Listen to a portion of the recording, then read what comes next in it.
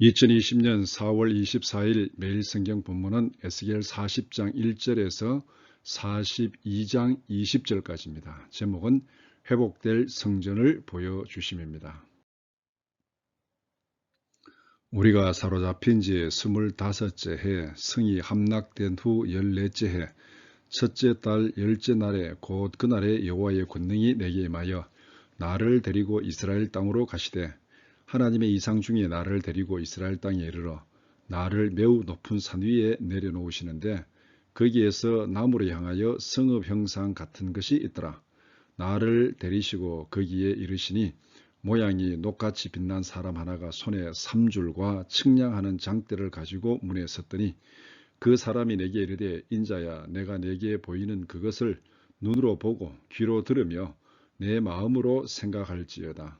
내가 이것을 내게 보이려고 이리로 데려왔나니 너는 본 것을 다 이스라엘 족속에게 전할지어다 하더라.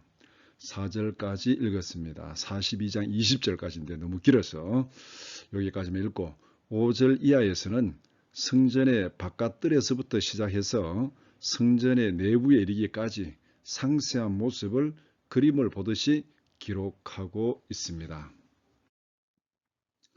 에스겔 40장 1절에서 42장 20절의 내용은 이렇습니다. 에스겔 40장에서부터 43장까지는 새롭게 지어질 성전의 모습을 보여줍니다. 하나님께서 자기 백성을 회복시키시고 그 가운데 다시 거하시겠다는 약속입니다. 성전은 하나님께서 언약 백성들 가운데 함께 계시는 상징적인 장소입니다. 하나님은 아브라함을 부르시고 후손과 땅을 약속하셨습니다. 이스라엘 자손을 애굽에서 불러내어 약속의 땅에 정착하게 하셨습니다. 시내산에서 성막으로 시작된 하나님의 거처가 솔로몬 때에 성전으로 지어졌습니다. 그 후에 이스라엘은 온갖 우상 숭배와 가증한 일로 성전을 더럽혔습니다. 하나님은 더러워진 성전을 떠나셨습니다. 그 결과 이스라엘은 망하고 성전은 파괴되었습니다. 하나님께서 다시 성전을 재건하겠다는 약속을 보여주십니다. 에스겔에게 보여주신 성전은 스룹바벨의 성전이나 헤롯의 성전과는 다른 것으로서 장차 메시아의 도래로 완성될 하나님의 나라를 상징한다고 볼 수 있습니다. 오늘의 묵상 포인트는 이것입니다. 첫째, 포로로 잡혀간 백성들에게 회복될 성전을 보여주시는 의미는 무엇입니까?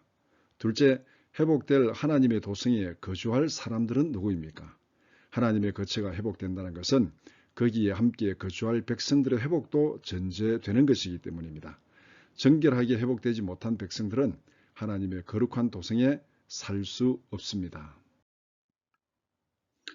회복될 성전을 보여주시는 의미는 무엇입니까?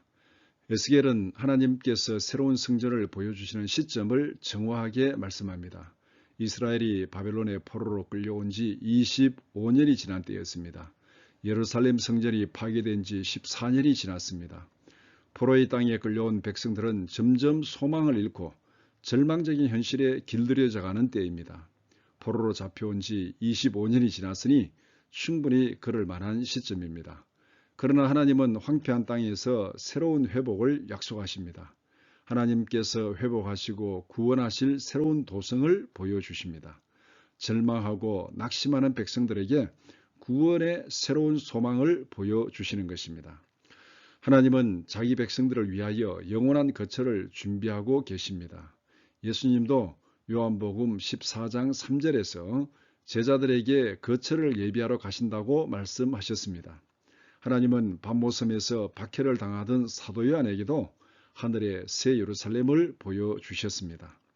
하나님은 멸망당하고 포로로 잡혀간 이스라엘 백성들에게 또 환난과 박해로 고난당하는 초대교회 성도들에게 하나님께서 회복하실 소망의 땅을 바라보게 하셨습니다. 이것은 오늘 우리에게도 마찬가지입니다. 현실의 고난을 넘어서 천국의 영원한 소망과 영광을 약속하셨습니다. 하나님께서 회복하실 영원한 나라를 바라보고 소망을 가지라는 것입니다.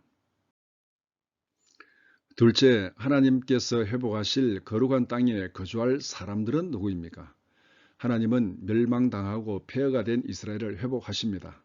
하나님께서 회복하실 거룩한 땅으로 돌아올 사람들은 어떤 사람들이겠습니까?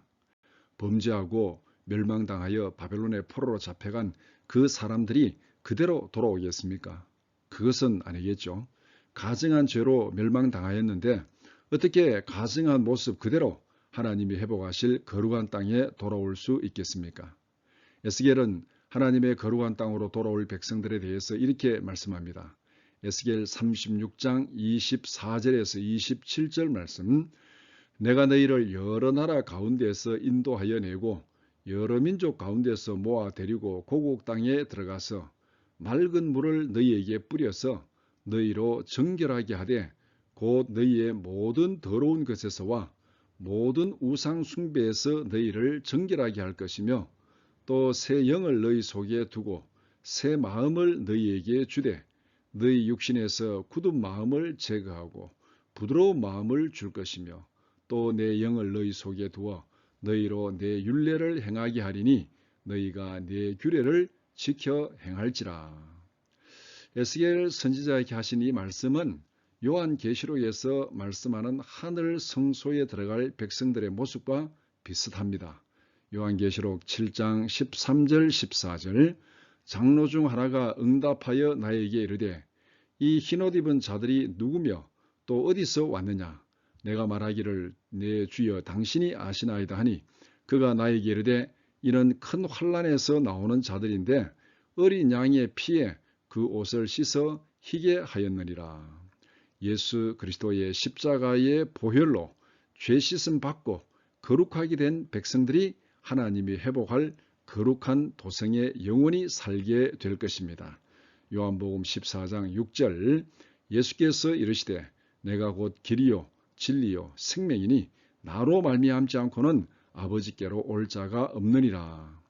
예수 그리스도를 통하여 거듭난 사람들만이 하나님의 영원한 나라, 거룩한 나라에 살 수 있습니다. 이렇게 기도하면서 하루를 시작합시다. 첫째, 세상의 현실이 어렵고 힘들더라도 낙심하지 않게 하소서. 둘째, 하나님께서 말씀을 통하여 약속하신 소망을 보고 듣고 깊이 생각하고 전하게 하소서. 셋째, 코로나로 인한 생활의 제한 때문에 예배에 대한 열정이 식어지지 않게 하소서. 자신도 모르게 세상의 환경에 길들여지는 나태함을 극복하고 하나님께서 약속하신 소망에 대한 열정을 새롭게 하는 하루가 되기를 축복합니다.